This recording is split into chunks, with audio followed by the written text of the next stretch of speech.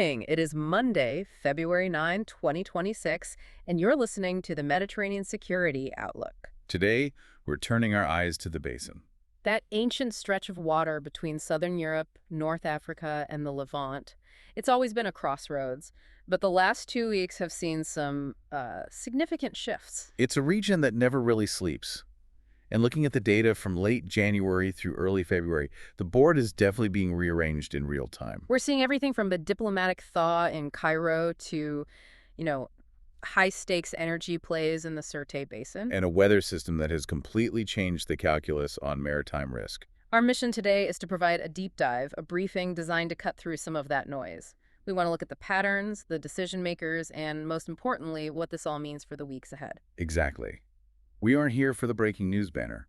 We're here for pattern recognition, for the operational reality on the ground. Before we begin, we should acknowledge the engine running this analysis. This briefing is brought to you by ProWave AI and is generated by Stylo News. And it's worth clarifying what that means. The intelligence we're discussing is derived from Stylo News, which is essentially the consumer-facing version of Stylo Intel Ops. Right, and that's the software originally designed for enterprise operations. We're talking governments, military, high-level business intelligence. Precisely. So, in effect, we are looking at this region through the same data-driven lens that global decision-makers use. You get access to the same tools. Which is vital because the complexity is high. So let's begin with what is arguably the biggest geopolitical shift we've seen. The rapprochement between Turkey and Egypt. This is the headline event of the quarter, no question. Without a doubt. On February 4, President Erdogan visited Cairo. A sight many people thought we would, frankly, never see. Indeed. The visit culminated in the signing of a military framework agreement with President Sisi. And to really grasp the gravity of this, you have to look at the history. These two nations have been in a state of, varying hostility since 2013. A freeze that lasted over a decade. They were on opposite sides of almost every regional issue. So the question is, why now? It's a classic case of interests finally outweighing ideology. Realpolitik has taken the wheel. Okay. Both Ankara and Cairo looked at the map of the Eastern Mediterranean and they saw the same thing. They were leaving money and strategic influence on the table by remaining adversaries. You're talking about energy exploration, maritime boundaries? Precisely. They want to deepen cooperation on maritime boundaries to secure energy rights.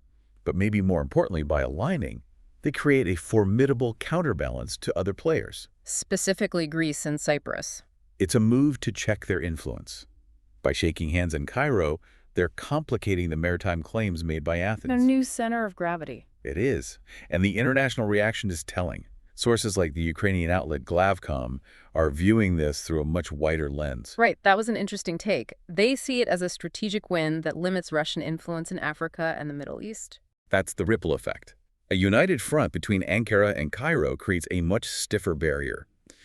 If they're coordinating, there's just less room for Russia to exploit fractures in North Africa. And NATO's position. Officially, neutral observation. But, privately. Stability between two major powers on the southern flank is always seen as a positive. Even if it creates some anxiety in Athens.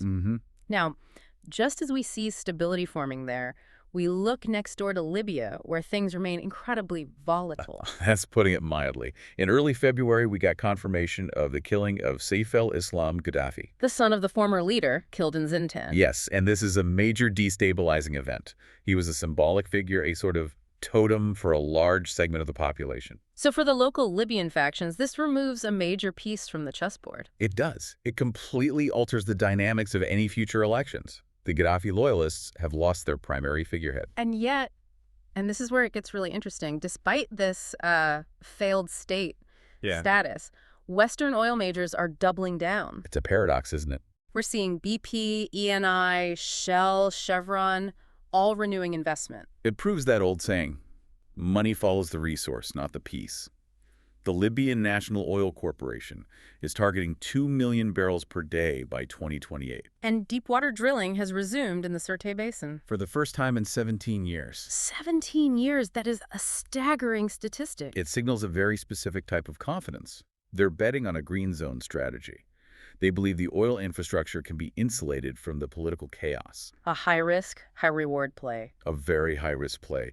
So you have this split-screen reality in Libya, political fragmentation on one side, and this aggressive economic push for oil on the other. Let's shift from the geopolitical to the environmental and humanitarian. The last 2 weeks have been brutal. We've been tracking Cyclone Harry. Yes, a severe weather system, these atmospheric rivers that hit the region hard. And this event, tragically, intersected with the migration flows. The numbers are just difficult to process. Up to 1,000 migrants feared dead or missing. And you have to look at the decision-making chain. Smugglers sent these boats out from Tunisia and Libya despite the cyclone warnings. Why? It seems almost inconceivable. It speaks to their business model. The migrants were, to them, inventory that needed to be moved. The weather was a secondary concern. And the fallout has been intense. We're seeing severe criticism from NGOs like Mediterranean. Right, and it's directed at Italy and Malta for what they call an inadequate response, a failure to rescue. Which brings us to the European side. The EU and Frontex are still relying heavily on aerial surveillance. Drones, mostly, and cooperation with Libyan and Tunisian authorities under Operation Irini. The idea is to monitor from above and coordinate interceptions. But that system clearly has its limit. It has fatal gaps. A drone can't pull someone out of the water. If the local coast guards won't launch into a cyclone, there is no safety net. And there's a legal dimension here, too. The ongoing trial in Crotone, Italy. 6 officials are facing charges over the 2023 Cutro shipwreck. So this is a historical echo. It is. It highlights that these aren't isolated incidents. They're systemic issues.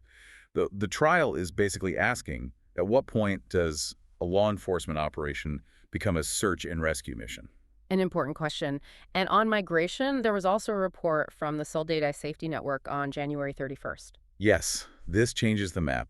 They've identified Cairo, bringing us back to Egypt, as a key transit hub for Somali human trafficking rings. So it's not just about the sea crossing, it's about how people get to the shore in the first place. Correct. The report is putting pressure on the Egyptian government. Yeah. It shows you can't just watch the beaches, you have to watch the airports too. It's also interconnected. I want to pivot now. We touched on oil in Libya, but there's a broader energy story playing out. There is. We're seeing a new dynamic in energy diplomacy. Turkey and Italy are exploring a gas supply swap. A swap involving Libyan and Azerbaijani gas. How does that work? It's about optimization, really, to lower costs. Instead of moving gas over long, inefficient routes, they just swap supply obligations. Like a ledger trade. Exactly. Yeah. But what this really highlights is what we could call Europe's asymmetric energy reality. Meaning? Europe is heavily reliant on North African infrastructure, right? Meanwhile, the potential of the Eastern Med, the gas off Cyprus and Israel, is largely solved. Because of the friction between Turkey and Greece we were just discussing. Precisely. Geopolitics is the bottleneck for energy security. We also have some significant environmental data. A World Bank report citing a $7.2 billion annual loss in the Menene region. And the cause is just poor waste management. It's a massive figure. It shows environmental neglect is a profound economic drain. And on that note, a fascinating data point about marine life. The loggerhead sea turtle. Right. Researchers tracked one migrating 24,000 kilometers. 24,000, that's unprecedented. And scientists are pointing to it as evidence of changing marine environments.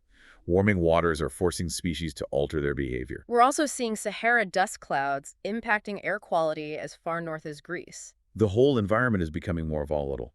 The atmospheric rivers, the dust.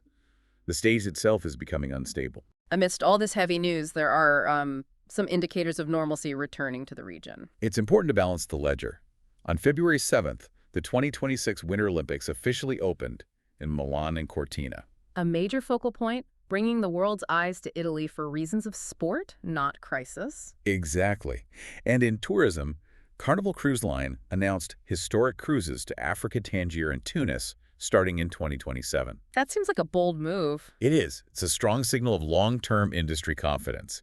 Cruise lines are notoriously risk-averse. For them to put Tangier and Tunis on the 2027 itinerary. It's a vote of confidence in the future stability of North Africa. It is. So, we've covered the realignment, the crisis, the resources. Now we have to ask, what does this all mean for the coming weeks? What should we be watching? If we synthesize this, there are 3 key areas. First, keep your eyes on the Eastern Med tensions. Okay. We know Greece plans to extend its territorial waters. In response, Turkey has issued a 2-year Navy tax. A navigational warning, essentially reserving areas for naval exercises. Yes. And Israel has already warned this is a dangerous escalation. When you have expanding territorial claims and a permanent naval presence in contested waters, the margin for error gets very thin. That's the flashpoint. What second? The Libyan fallout. Saif al-Islam Gaddafi's death isn't the end of a story, it's the beginning of a new chapter. Mm, We need to watch if this violence spills into the oil fields. right. Can they maintain that production target if the militias go to war? And finally, the weather. We are seeing early warming trends in southern Europe. If these patterns of atmospheric rivers followed by dust clouds continue, we could be looking at significant impacts on agriculture in Italy and Greece. A very complex picture. When you look at the social sentiment around all this, what do you see? It's a mix. For the Olympics, it's neutral, supportive. People are hungry for that normalcy. Of course. But on migration, the sentiment is deeply polarized. A clash between humanitarian outcry and security-focused demands. And the Turkey-Egypt thaw. Cautious optimism. I think people in the region understand that stability between the big powers usually leads to a quieter neighborhood. A quieter neighborhood is something many are hoping for. We've covered a lot of ground today. It reminds us that security isn't just military agreements, it's energy, it's weather, it's the movement of people. It's all connected. Before we sign off, I want to circle back to the tool we used to generate this deep dive, Stylo News. Right. This is a mobile and computer app that's available for individuals. It lets you build your own custom intelligence briefs. And that location AI bot feature is particularly useful. It is. It lets you run pattern-of-life analysis on specific regions. It monitors over 250 sources, including X, to give you real-time situational awareness. It really puts the power of an intelligence agency in your pocket. Mm. If you want to get AI-powered news on demand, just like this briefing, we encourage you to subscribe at www.stylonews.com. It is the best way to cut through the noise. Thank you for listening to this specialized briefing on the Mediterranean security outlook. We hope this has given you a clear, objective picture of the region. And we invite you to request specific topics for future deep dives. We want to know what regions or issues matter most to you. And don't forget to follow Stylo News on social media. Until next time, stay informed and stay safe.